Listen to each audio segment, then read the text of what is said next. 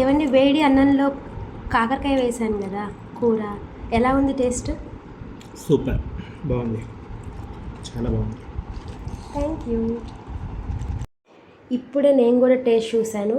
అబ్బబ్బబ్బబ్బా, స్వర్గానికి 2 అడుగుల దూరానికి వెళ్తాము తింటే. ఎలా చేయాలో చూసేద్దామా? రెసిపీ నచ్చితే మీరు ఒక కమెంట్ పెట్టచ్చు కదా. 1 కేజీ కాకరకాయలు కడిగి ఇలా చక్రాలాగా కోసి పెట్టుకున్నానండి. దానికి తగినంత ఉప్పు, 150 గ్రాములు 150 గ్రామ్స్ బెల్లము, ఒక 100 గ్రామ్స్ పల్లీలు, 100 గ్రామ్స్ ఇంకా కొన్ని వేయాలి ఎండుమిర్చి, ఒక 100 గ్రామ్స్ పడతాయి, ఒక 100 గ్రామ్స్ ఎండు కొబ్బరి, 2 పెద్ద చిన్నుల్లిపాయ రెబ్బలు, అట్లాగే మజ్జిగ. ఇవండి మనకు కావాల్సింది కాకరకాయ ఫ్రైకి. మజ్జిగ ఎందుకు అనుకుంటున్నారా? చూపిస్తాను ఉండండి. టేస్ట్ అయితే చాలా చాలా బాగుంటుంది, ఎక్కువ రోజులు నిల్వ కూడా ఉంటుంది. అందుకనే 1 కేజీ చేస్తున్నాను అనమాట. వేడి వేడి అన్నంలో కలుపుకొని తిన్నా, మజ్జిగ అన్నంలో కలుపుకొని నంచుకొని తిన్నా చాలా బాగుంటుంది కాకరకాయ ఫ్రై అనేది. అసలు చేదే ఉండదు.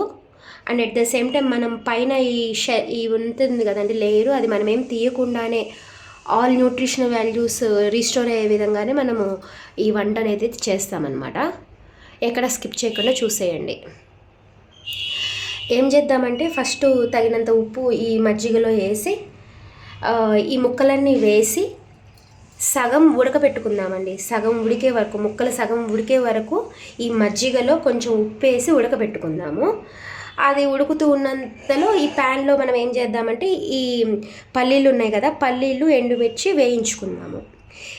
లాస్ట్లో దించే ముందు ఎండు కొబ్బరి వెల్లుల్లి కూడా వేస్తే ఏదైనా పచ్చిదనం ఉంటే పోయి మొత్తము అన్నీ ఏగి ఉంటాయన్నమాట. ఇదేమో సగం ఉడకాలి, ఇవేమో మంచిగా వేగాలి. అది ఇప్పుడు మనం చేయాల్సిన పని.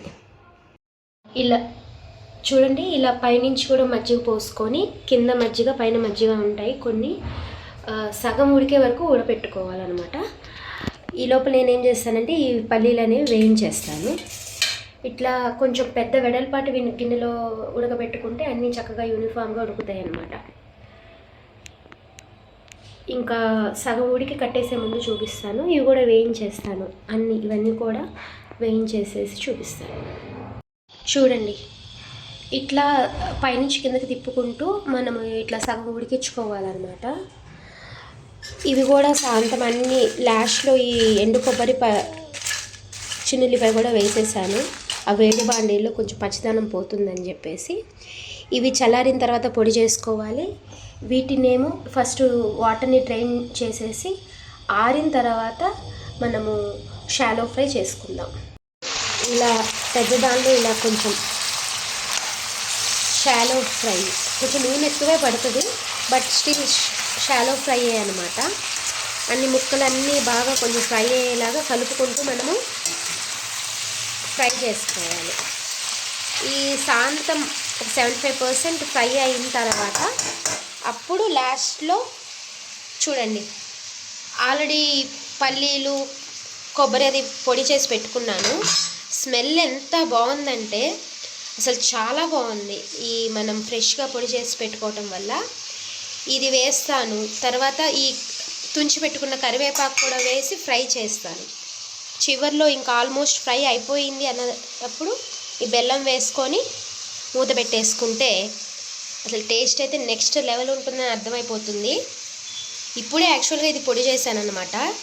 అసలు చాలా బాగుంది స్మెల్ అయితే. ఇలా ఎప్పటికప్పుడు ఫ్రెష్గా నూరి ఏదైనా గ్రేవీ కానీ లేదంటే ఇలా పొళ్ళు కానీ ఫ్రెష్గా చేసుకుంటేనే టేస్ట్ బాగుంటుంది, హెల్త్కి హెల్త్, టేస్ట్కి టేస్ట్ అనమాట. చూడండి, ఫ్రై అవుతూ ఉన్నాయి.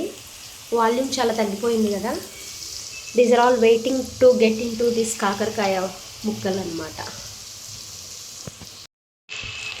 చూడండి, ఆల్మోస్ట్ 75% ఫ్రై అయిపోయినట్లే. ఇప్పుడు ఏం చేస్తానంటే నేను ఈ పొడిని దీనిలో వేసేస్తాను. మొత్తం వేసేస్తానండి.